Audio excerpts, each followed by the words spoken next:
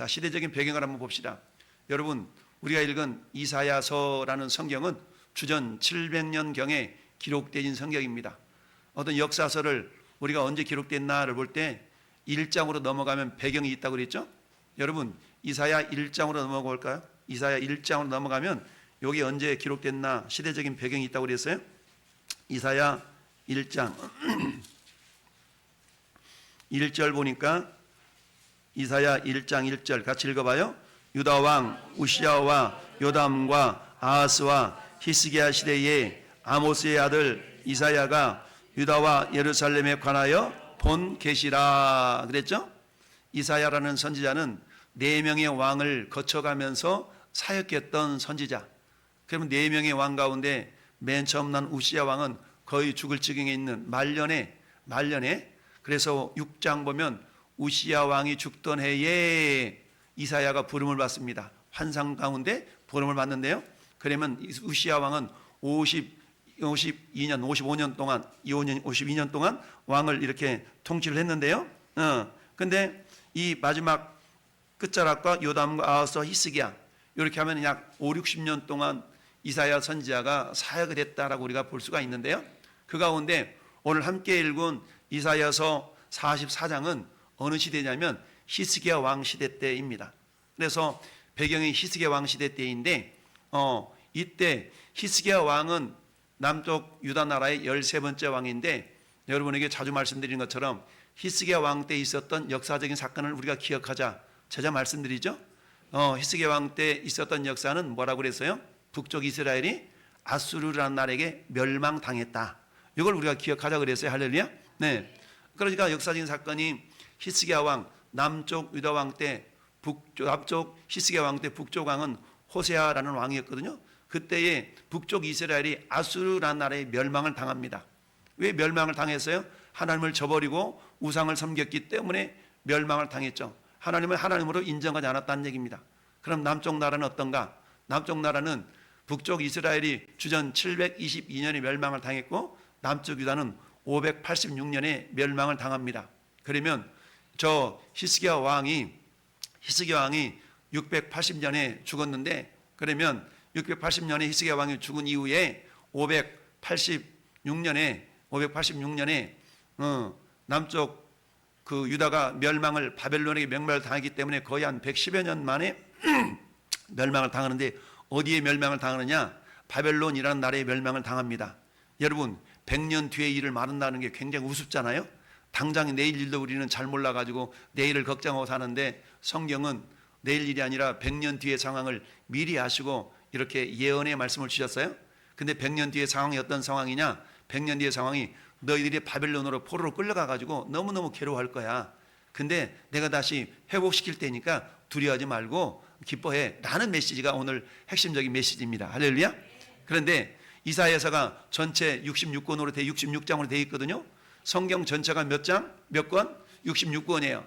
그래서 구약이 몇 권? 구약이 39권, 신약이 27권, 3, 9, 27이 되죠. 합치니까 66권인데 이 이사야 선지자가 성경 전체의 축약판이라고 할 수가 있습니다.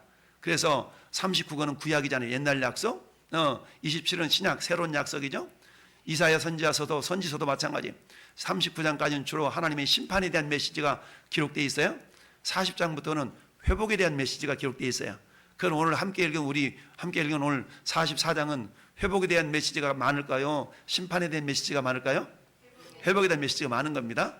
그래서 회복에 대한 메시지가 많은데 자, 이 시대적인 배경이 저렇다는 거예요. 우시야 왕 때부터 히스기야 왕 때까지 4명의 왕을 거쳐가면서 이사야 선지자가 약 5, 60년 동안 사역을 했는데요. 그 가운데 히스기야 왕 시대 때에 하나님께서 이사야 선지자에게 주신 말씀이에요. 자, 그러면서 뭐라고 그러냐? 이 특징을 보니까 뭐라고 그랬어요? 이스라엘이 여수룬을 버리고 야곱의 삶을 선택하여 바벨론 포로로 끌려가 가지고 절망 중이라도 하나님은 택한 백성을 구원하시고 복을 주신다는 내용입니다. 그러니까 뭐 하지 말아라? 절망하지 말고 두려워하지 말라는 얘기죠. 이 말씀을 좀 더 제가 설명을 해 드리도록 하겠습니다. 오늘 첫 번째 주제가 뭐냐? 하나님께서 말씀하십니다. 따라서 이제 들으라. 이제 들으라는 얘기입니다. 너 지금 잘 듣고 있어? 너 잘 듣고 있는 거야? 우리 그런 얘기 하잖아요. 잘 듣고 있어? 아, 듣고 있어요. 내가 뭐라고 그랬는데 얘기 한번 해봐. 그럼 몰라. 이런 경우 많이 있죠. 이제 들으라. 하나님께서 말씀하십니다. 들으라라는 말은 듣다라는 동사가 샤마라 그랬죠. 샤마의 명령형이 샤마인데요. 이제 들으라라는 말은 샤마라는 얘기입니다. 그런데 하나님께서 여기는 우리말로는 나타나 있지 않지만 앞장 43장이 22절부터 28절까지는 이스라엘의 죄악상을 다시 한번 말씀하고 있습니다. 이스라엘의 죄악생을 말씀하고 있어요. 우리 하나님께서 마음이 아파가지고 하나님이 한마디로 말하면 따지는 거야. 이스라엘 백성들, 이놈들아, 너는 나를 부르지 아니하였고 너는 나를 괴롭게 여겼으며 내 번제 양을 내게로 가져오지 아니하였고 네 제물로 나를 공경하지 아니하였다. 네 제물로 말미암아 너를 수고롭게 하지 아니었고 위향으로 말미암아 너를 괴롭게 하지 않았는데 너는 나를 위하여 돈으로 향품을 사지 아니했으며 희생의 기름으로 나를 흡족하게 하지 아니했고 네 죄짐으로 나를 수고롭게 하며 네 죄악으로 나를 괴롭게 하였느니라. 한마디 말하면 너 제대로 된 예배도 안 드렸잖아. 이러고 있는 거예요. 하나님께서. 그러면서 그렇지만 나는 너를 위하여 네 허물을 도말하는 자니 네 죄를 기억하지 아니하리라. 할렐루야. 그러면서 뭐라 말씀하시냐면 자, 너는 나에게 기억이 나게 하라. 굉장히 중요한 말씀이에요. 따라합시다. 나를 하나님께 기억시키자. 에이, 하나님은 전지전능하시는 분이 나를 모를까 봐요? 천만의 만만의 말씀. 하나님은요 전지전능하시지만 가만히 있는데 우리를 기억하시는 분이 아니고, 여기서 기억한다는 얘기는, 기억나게 하라는 얘기는 하나님과 인격적인 교감을 이루어 가라는 얘기입니다. 할렐루야. 인격적인 교감을 이루어 가라. 이것 중에 한 가지가 이게 여러분 예물 드리는 것도 하나의 그런 방편인데, 예물을 드릴 때에 무명으로 드리지 마시죠. 무명으로 드시는 분 계시는데, 무명으로 드리면 하나님 다 아시는데, 맞습니다. 하나님 아십니다. 그런데 무명으로 드리지 않고 이름을 굳이 적으라고 하는 이유는 왜 그러냐면, 뭐 저도 기도하고 하나님도 제가 거명할 때 하나님 다 들으십니다. 할렐루야. 물론 하나님은 누가 드렸는 것도 아시죠. 그렇지만 그것은 관계성 속에서 자, 우리가 하나님과 관계가 있고요, 인간과 인간 간의 관계가 있어요. 자, 그러면 우리가 하나님과의 관계성 속에서는 누군가가 하나님을 위하여서 어떤 섬김의 모습이 있으면 그걸 자랑을 해야 돼. 네. 내가 나보다 높으신 일을 섬겼을 때는 그 섬김의 모습을 자랑을 해야 돼요. 근데 나보다 낮은 자를 향해 내가 뭔가 일을 하고 이랬다는 건 이건 자랑거리가 안 되는 거예요. 그래서 오른손이 한 일을 왼손이 모르게 하라는 얘기는 수평적인 관계성 속에서는 은밀히 하라는 그런 개념이 있는 겁니다. 여러분들이 하나님께 예물을 드리는 것은요, 여러분과 동등한 존재예요. 여러분 높은 존재예요. 여러분보다 높은 존재잖아요. 높으신 존재가 여러분이 뭔가를 했다는 얘기는 그것을 자랑하라는 얘기죠. 할렐루야. 그래야만이 하나님의 하나님 되심이, 영광이 나타나는 겁니다. 그런 개념이 있기 때문에 그런 말씀을 드리는 거고요. 오늘 함께 읽어본 4절, 이처럼 앞장이 22절부터 24절 사이에 하나님이 이스라엘 백성들을 향해서 원방어딘 그런 메시지를 내놓는 겁니다. 하나님께서 백성들 너희들을 내가 어떻게 사랑했고 어떻게 구원해냈는데 너는 그 구원의 일을 잊어버리고 이렇게 사느냐라고 책망의 메시지를 하고 있는 겁니다. 그럼에도 불구하고 하나님의 자비하심과 하나님의 사랑은 당신의 언약 안에서, 언약의 근거에서, 그렇지만 나는 너희 죄를 용서할 거야 라고 말씀하십니다.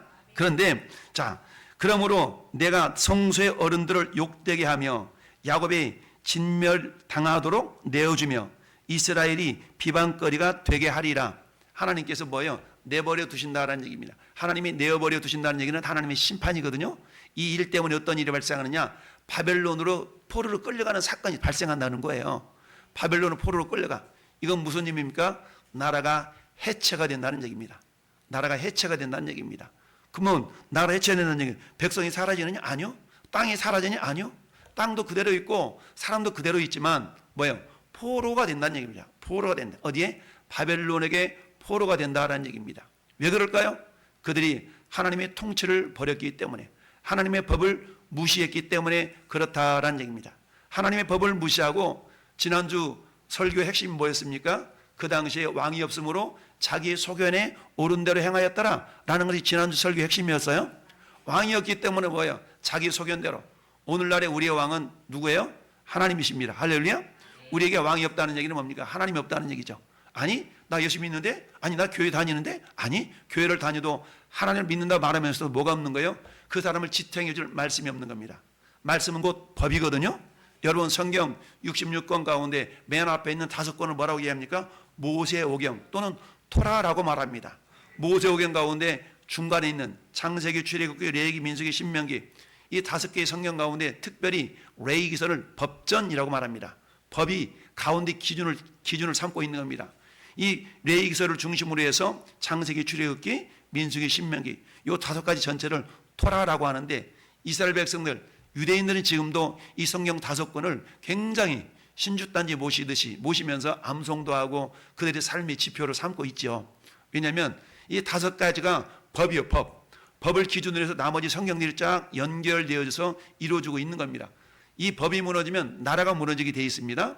오늘 많은 사람들이 걱정하는 게 그거잖아요.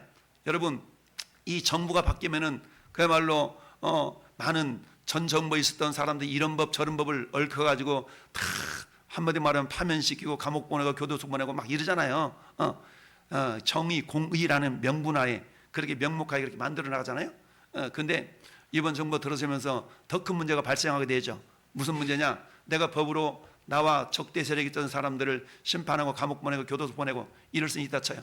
더 큰 문제는 뭐냐? 내 자신을 제어할 수 있는 법을 사라지게, 내 자신을 억압할 수 있는, 제어할 수 있는 법을 사라지게 만든다는 데 더 큰 문제가 있다는 얘기입니다. 그걸 지금 시도하고 있지 않습니까? 그러다 보면 어떤 일이 발생하게 되냐면 무소불위에, 다른 말로 말하면 하나님이 없다는 얘기죠.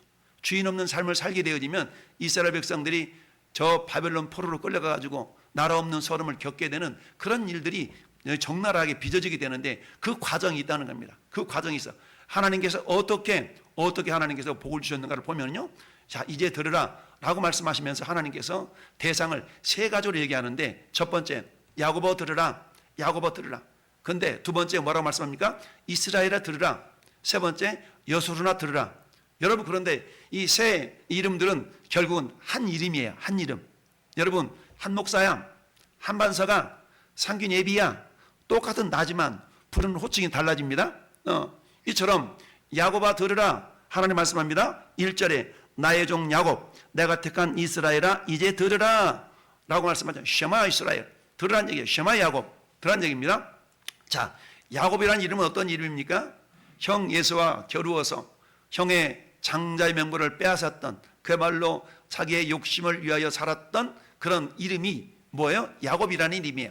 따라서 야곱아 들으라 라는 말은 내가 주인 되어서 살아왔던 그 삶의 주인공이 바로 너잖아 라는 것을 이렇게 말씀하고 있는 겁니다.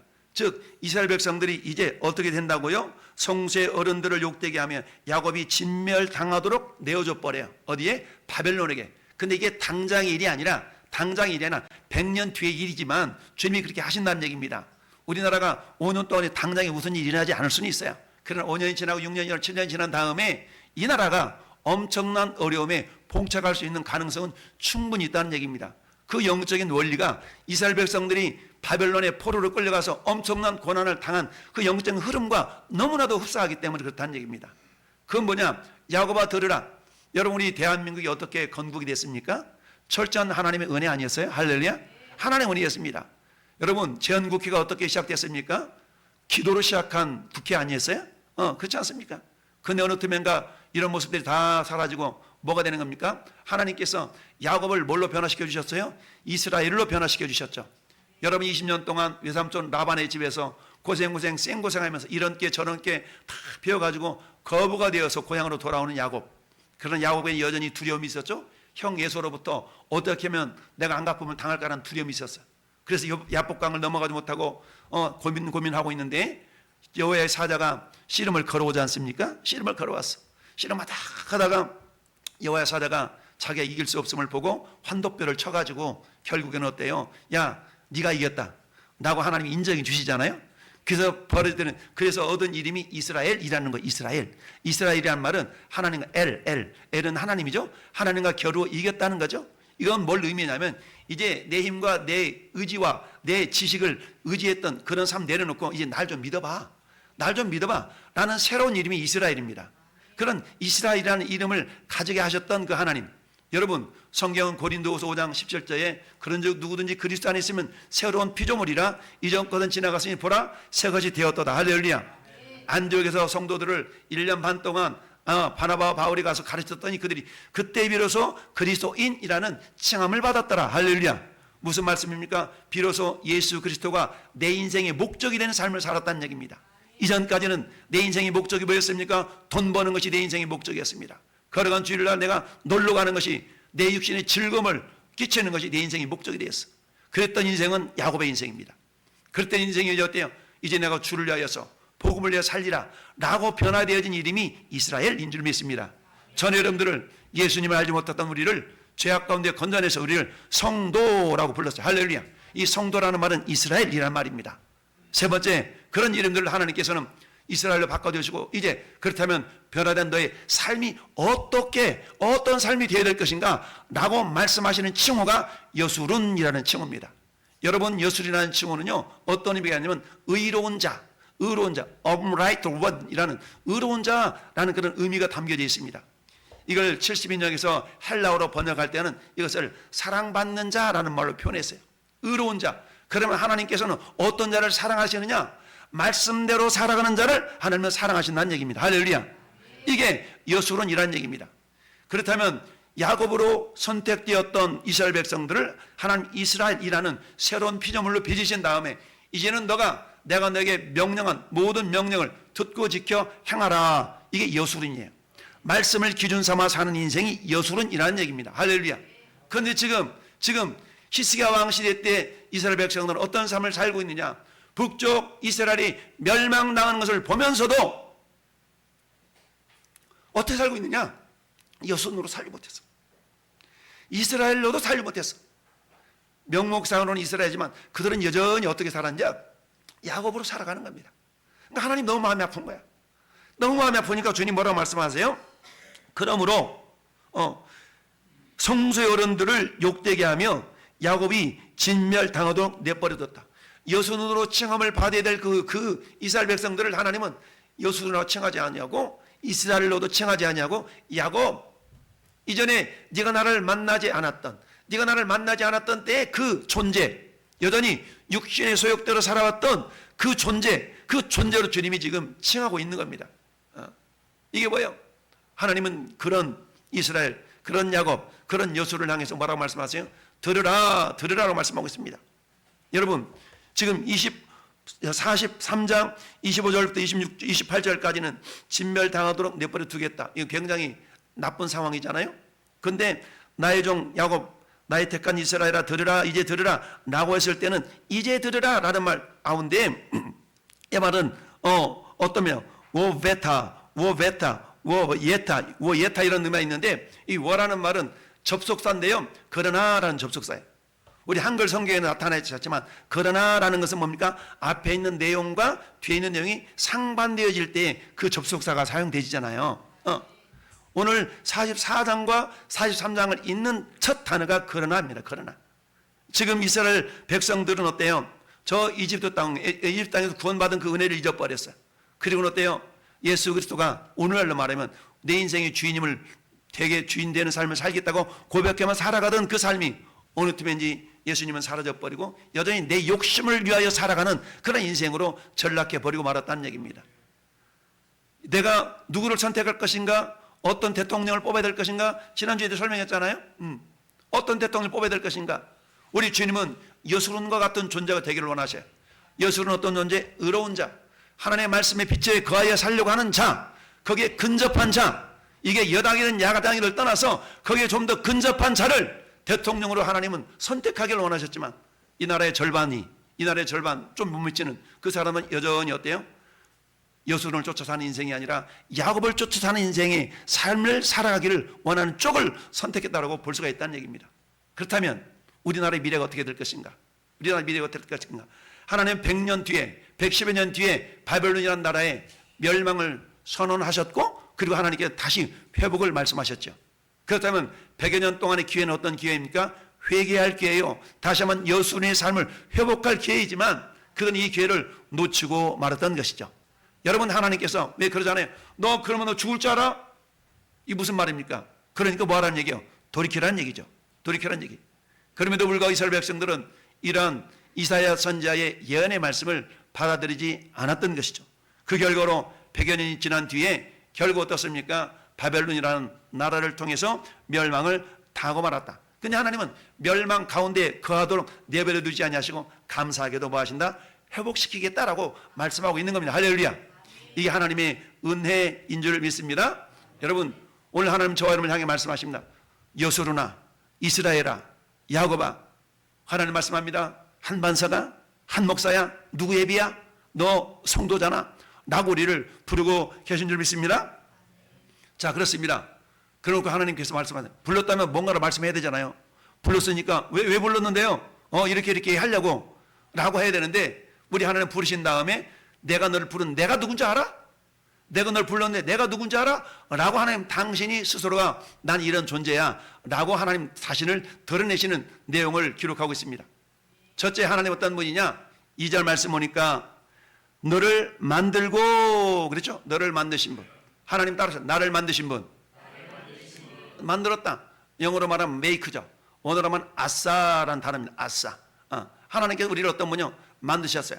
여러분, 창세기 1장 7절 말씀 가보니까 하나님께서 만드시고 보시기에 좋았다라 라고 말씀하고 있죠. 하나님께서는 만드신 분이라는 얘기입니다. 만드신 분. 하나님이 궁창을 만드사 궁창 아래 물과 궁창의 물로 나누게 하시니 그대로 되었다. 창세기 1장 31절 하나님이 지으신 그 모든 것을 보시니 보시기에 심히 좋았더라.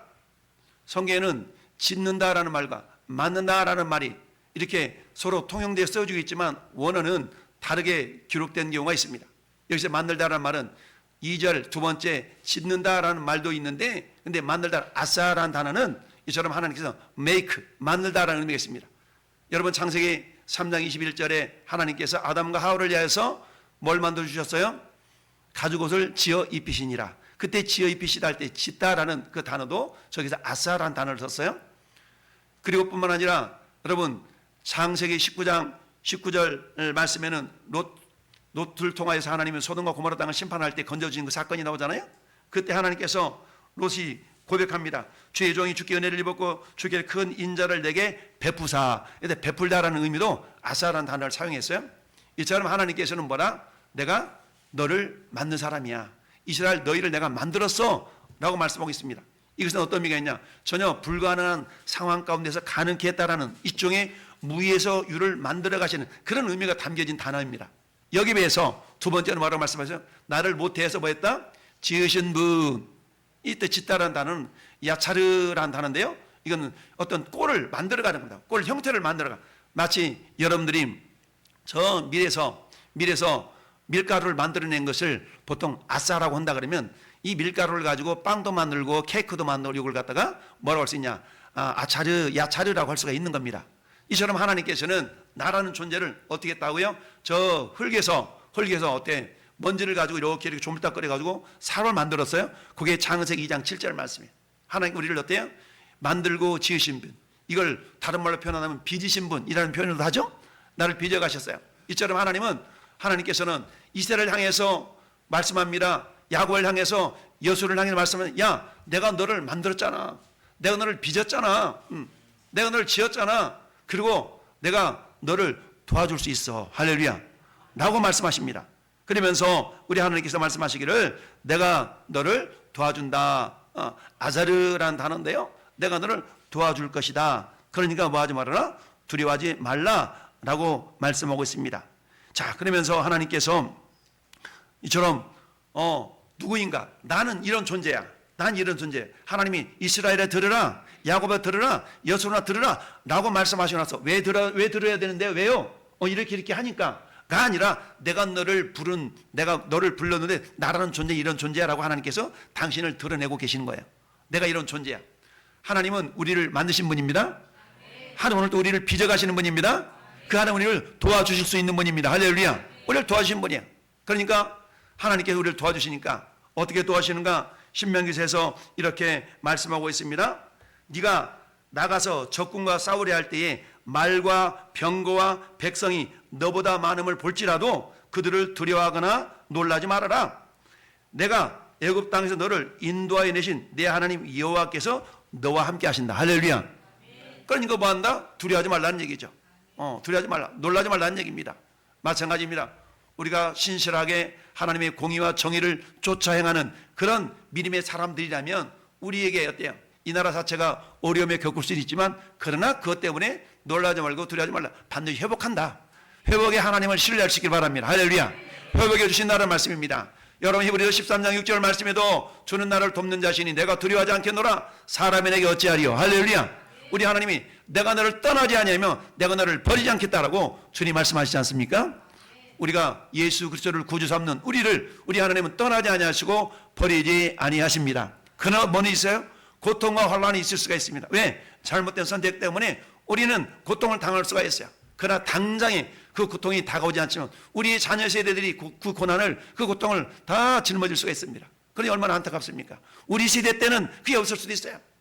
그러나 알 수 없는 일이지만 하나님은 누구신가? 하나님은 전한 분이시다는 얘기입니다. 그런 하나님께서 뭐 하신다? 하나님께서 도와주시기 때문에 뭐 하지 말아라? 두려워하지 말아라 라고 말씀하고, 여수르나 두려워하지 말아라. 한마디로 말하면 여수론이라는 말은요, 여러분이 성도로서 어떤 사람은 안수집사로, 어떤 사람은 장로로, 어떤 사람은 목사로 이런 직분을 표현한다라고 말할 수가 있겠죠. 그러니까 저는 여러분들 때 그런 직분을 가졌다면 그 직분에 걸맞는 삶을 살아내라 라고 주님이 명령하고 있는 겁니다. 할렐루야. 직분이 명찰이 아니라 여러분의 명찰을 찾다면 명찰에 걸맞는 삶을 살아낼 것을 주님이 명령하고 있는 겁니다. 그러나 그들은 그런 삶을 살지 않았기 때문에 어떤 일이 발생했어요? 내가 그들을 진멸당하도록 내버려 두겠다 라고 주님이 말씀하셨다는 사실입니다. 그럼에도 불구하고 하나님께서는 43장에 들어와서 그러나 들어봐 내가 너를 도와주리라. 내가 도래하지 말아라 라고 말씀하고 있습니다. 그럼 어떤 자들에게 하나님의 도우심을 받을 수가 있을 것인가? 여러분, 첫째, 따르자 목마른 자. 하나님의 이루하심이 어떤 자에게 임하게 되는가? 3절 말씀 보니까 나는 목마른 자에게 물을 주며, 목마른 자에게 물을 준다고 그랬어요. 여러분, 이 목마르다는 얘기는 우리가 생물학적인 목마름을 의미하기도 하겠지만 그런 목마름을 의미하는 거 아닙니다. 영적인 갈증을 말하는 겁니다. 영적인 갈증. 할렐루야. 여러분, 예레미야 선지자가 이스라엘 백성들을 향해서 그렇게 메시지를 냈습니다. 내 백성이 두 가지 악을 행했는데, 첫째, 생수의 근원되는 나를 버린 것과, 둘째, 스스로 웅덩이를 판 것인데 그것은 그 물을 가두지 못할 터진 웅덩이라. 여러분, 이 선택의 문제거든요. 우리가 어떤 선택을 했느냐에 따라서, 어떤 선택을 하느냐에 따라서 그 결과는 우리의 몫으로 돌아오게 돼 있어요. 이스라엘 백성들이 예레미야 선지자를 통해 하나님이 말씀을 하시는데 뭐라고 말씀하냐? 이 예레미야 선지자는요, 이스라엘 멸망당할 그 시기에 사역했던 선지자예요. 그런데 이 멸망 시기에 예레미야 선지자가 가만히 보니까 이런 거예요. 내 백성이 두 가지 악을 행했대. 첫 번째 악은 뭐냐? 생수의 근원되는 나를 버렸어. 생수의 근원 되신 하나님을 버렸기 때문에 뭐 하는 거야? 목이 마른 겁니다. 영적인 갈증 현상이 있는 겁니다. 여러분, 영적인 갈증은요, 말씀으로만 채울 수 있는 겁니다. 영적인 갈증은요, 그 어떤 것을 해소할 수 없어요. 주일 빼먹고 와서 등산 간다고 영적인 갈증이 해소되는 게 아니야. 주일 빼먹고 어디 놀러 간다고 해가지고 갈증이 해소되는 게 아니야. 영적인 갈증은 오직 예수 그리스도를 통해서만 우리의 갈증이 해결되는 줄로 믿습니다. 이런 갈증은요, 주일 나가서 어디 일해서 돈 많이 벌어야 되겠다고 해서 해소되는 게 아니에요. 잠시 잠깐 해결될 수 있지만 언발에 오줌 누는 것처럼 그게 근본적인 해결이 되지 못한다는 얘기입니다. 그런데 이스라엘 백성은 그랬다는 거죠. 생수의 근원 대신 하나님을 버렸다는 겁니다. 할렐루야. 그리고 자기 꾀를 쫓아서 방법을 동원했는데 웅덩이를 팠어. 웅덩이를 팠는데 뭐 어떤 웅덩이 팠다고요? 터진 웅덩이를 팠다는 거예요. 터진 웅덩이. 터진 웅덩이에 물을 계속 부어보세요. 물이 채워집니까? 채워지지 않아요. 채워지지 않아. 목마르다는 얘기는 그런 거죠. 목마르다는 얘기는 영적인 갈급함을 채워줄 하나님을 찾는 겁니다. 내가 산을 향하여 눈을 돌리라. 나의 도움이 어디서 올고 나의 도움은 천지를 지으신 여호와에게로소이다. 할렐루야. 라는 말씀처럼 여러분, 요한복음 4장에 사마리아 우물가에 있는 여인을 향해 예수님이 찾아갑니다. 내가 주는 물을 먹는 자는 영원히 목마르지 아니한다. 할렐루야. 그래요? 그런 물 나도 좀 주세요. 그런 물 나도 좀 주세요. 영원히 목마르지 않은 물이 누구냐? 생수의 근원 대신 예수 그리스도를 만나는 겁니다. 할렐루야. 예수를 만날 때, 생수의 근원 예수를 만날 때 우리의 목이 해결된 줄로, 갈증이 해결될 줄로 믿습니다. 세상 사람들은요, 자기의 영적인 갈증을 세상적인 방법으로 이 방법 저 방법으로 정치의 권력을 잡으면, 명예를 얻으면 그 목마름이 해결될 것 같지만 그렇지 않습니다. 인간의 욕심은 탐욕은 끝이 없기 때문에 또 다른 정권, 또 다른 권력을 탐하게 돼 있어요. 그것 가지고 여러분 목마름이 해결되는 게 아닙니다. 우리의 구주 대신 여러분 공의를 새롭게 하고 정의가 바로 설 때에 그 목마름은 해결될 줄로 믿습니다. 두 번째, 주님 어떤 분이냐? 마른 땅과 같은 자에게 시내가 흐르게 하신다라는 얘기입니다. 여러분 3절 말씀 보니까 목마른 자에게 물을 주며 마른 땅에 시내가 흐르게 하며, 여러분 마른 땅에 시내가 흐른다라는 얘기 뭡니까? 우리 마음 자체가 팍팍해, 강팍해, 완악해. 마치 바로가 모세와 아론이 하나님 10가지 재앙을 다 내리기까지 마음이 완악해가지고 그런 재앙이 임하면서도 하나님을 순종하지 않잖아요. 우리 인간 가운데 그런 존재가 있을 수 있어요. 예수를 믿는다고 하면서 여전히 마음이 완악해. 마음이 완악하다는 얘기는 말씀이 안 들어간다는 얘기거든요. 말씀이 안 들어가고 여전히 내 고집대로 행한다는 얘기입니다.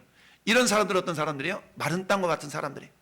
여러분 마음이 마른 땅이 아니라 적셔진 땅, 젖은 땅이 되기를 바라요. 어떨 때 은혜의 단비가 내려야만이 젖은 땅이 된 줄로 믿습니다. 할렐루야. 그렇습니다. 나를 믿는 자는 그 배에서 생수의 강이 흘러나오리라. 예수를 믿는 자는 어때요? 마른 땅과 같은 그곳에서 강물이 흘러갈 줄로 믿습니다. 여러분 계시록 21장 6절에도 주님이 그렇게 말씀하십니다. 다 이루었도다. 난 알파와 오메가요 처음과 마지막이라. 내가 생명수 샘물을 목마른 자에게 값없이 주겠다라고 말씀합니다. 할렐루야. 그리고 어떻게 해요? 우리 주님은 말씀합니다. 이사야 55장 1절에 누구든지 목마르건 내게로 와서 마시라는 얘기입니다. 목마른 자들아 물로 나오라. 돈 없는 자도 오라. 너희는 와서 사 먹되 값없이 돈 없이 와서 포도주와 젖을 사라. 무슨 말씀입니까? 말씀으로 우리 영적인 갈증이 해소될 수 있다라고 말씀하고 있습니다. 할렐루야. 우리 주님은요 어떤 자를 이루하시는가? 이제는 마음이 완악한 자라 할지라도 그 완악함을 겸손하게 말씀 앞에 내려놓으면 우리 하나님이 마치 생수가 흘러가는 것처럼 시내가 흐르는 놀라운 역사가 있게 하십니다. 여러분 세 번째, 사람은 어떤 사람이 주님의 위로를 받을 수 있을까요? 절망하는 자. 비록 내가 절망이라는 것 어떤 의미가 있습니까? 아무런 희망이 없다는 거 아니겠어요? 절망, 바라는 게 딱 끊어졌다는 거 아니겠어요? 끊어졌기 때문에 절망하면 어떻게 돼요? 절망이 깊어지면 사망에 이르게 되죠. 사망에 이르게 돼요. 여러분 희망이 사라지면 어때요? 낙심합니다. 마음이 떨어져. 낙심이 깊어지면 어떻게 돼요? 절망하게 돼요. 절망. 희망이 딱 끊어졌다는 얘기입니다. 절망이 깊어지면 어떻게 돼요? 사망이 이르게 된다는 얘기죠. 그러나 하나님 어때요? 절망하는 자를 사망이 이르도록 내버려 두지 아니하시고 다시 회복시켜 주신다. 할렐루야. 마치 모처럼 복을 주셔서 버들을 갖게 하신다. 여러분 저 안성천 주변에 버드나무 가지가 많이 있잖아요. 가을 겨울이 되면 마치 죽어 있는 것처럼 잎이 다 떨어져서 다 가지를 다 잘라. 그럼 이제 죽었다 생각하는데 봄이 되면 웬 놈의 힘이 있는지 갑자기 가지가 쫙 수양버들까지 다 솟아나가지고 푸르른 이파리가 돋아나고 꽃이 피고 그리고 숲이 우거지는 역사가 있는 걸 우리는 봅니다. 하나님의 역사는 이렇습니다. 절망 가운데 나는 아무것도 할 수 없구나. 우리 이제 어떻게 할 수 있는 그런 희망이 없구나 라고 할 그때에 하나님은 고레스라는 한 사람을 통해서 이스라엘 백성들을 다시 한번 예루살렘으로 회복시키는 놀라운 구원의 역사가 있는 줄 믿습니다. 오늘 이 시대도 하나님은 고레스라는 영적인 한 인물을 보내서 이 나라를 구원시킬 수도 있는 거예요. 할렐루야. 우리는 그 사람을 위하여 우리가 기도해야 될 줄로 믿습니다. 낙심 가운데서도 우리 주님 말씀하십니다. 낙심하지 말아라. 여러분 누가복음 18장은 낙심하는 사람을 향하여 주님 말씀하십니다. 여러 가지 가운데 낭망하지 말아라. 낭망치 말아야 될 것을 비유로 하여 가라사대 어떤 도시에 하나님을 두려워하지도 않고 백성들을 무시하는 사람이 재판관이 있었어. 그렇지 않아요? 근데 날마다 가서 내 억울한 일을 좀 풀어달라고 그랬더니 어때? 귀찮아서라도 들어준다. 그런데 하물며 하나님은 어떨 거냐? 너희 아버지 하나님은 그런 존재가 아니지 않냐? 라고 주님이 말씀하시는 걸 봅니다. 그런 경우에 어때? 절망 가운데 있는 자가 마치 버드나무가 전혀 죽은 것 같은 곳에서 싹이 나서 숲을 이루는 것처럼 여러분 마른 뼈들로 무성했던 에스겔 골짜기에 그 뼈들이 닿아서 생수의 강이 흘러가니까 말씀이 들어가니까 성령이 임하니까 군대를 이루어내는 줄로 믿습니다. 그렇습니다. 하나님의 이론은 이와 같이 1절부터 4절까지 나 외에 다른 신이 없다. 오직 주님만이 주님의 말씀이 이 땅을 중심을 잡고 지나갈 때에 이 땅의 모든 어려움들이 회복될 줄로 믿습니다. 우리 예수 믿는 사람들이 그런 일에 앞장서서 나라 민족을 위하여 그런 삶이 이루어질 수 있도록 우리가 나간다면 반드시 하나님은 다시 한번 이 땅을 축복의 땅으로 축복의 나라로 변화시켜 주실 줄 믿습니다. 결론을 봅시다. 여러분 결론 한번 같이 읽어봅시다. 시작.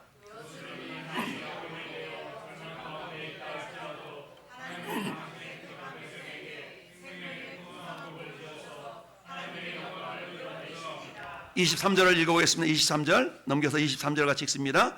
23절 시작. 여호와께서 이 일을 행하셨으니 하늘아 노래할지어다, 땅의 깊은 곳들아 높이 부를지어다, 산들아 숲과 그 가운데 모든 소나무들아 소리내어 노래할지어다. 여호와께서 야곱을 구속하셨으니 이스라엘 중에 자기의 영광을 나타낼 것이미로다. 아멘. 할렐루야. 여러분 야곱을 구속하셨습니다. 우리 인생이 야곱 같은 인생이었지만 우리를 변화시켜서 우리를 성도 그리스도인이라는 이스라엘로 우리를 변화시켜 주셨습니다. 이제는 이스라엘 변한 우리들이 어떤 삶을 살아야 됩니까? 여술은 삶을 살아야 될 줄로 믿습니다. 여술이 야곱으로 되돌아갔다면 다시 한번 야곱이 변하여 이스라엘의 삶으로, 이스라엘의 삶이 다시 한번 여술의 삶이 되어질 때에 하나님의 영광의 통로로 우리를 사용하여 주실 줄로 믿습니다. 이 땅 가운데 여러 가지 어려움이 있습니다. 그럼에도 불구하고 하나님의 약속은 변하지 않습니다. 단지 잠깐 우리는 고통을 당할 따름이죠. 그렇다고 해서 우리가 낙심하거나 절망하지 말고, 하나님 나를 여수돈으로 삼아주셨는데 내가 야곱의 인생을 살았나이다, 내가 다시 한번 여수의 삶을 회복하겠나이다, 우리가 고백하며 나아갈 때 하나님 놀라운 회복의 역사, 회복시키는 자 되살리는 자, 되살리는 교회로 회복시켜 줄 줄로 믿습니다.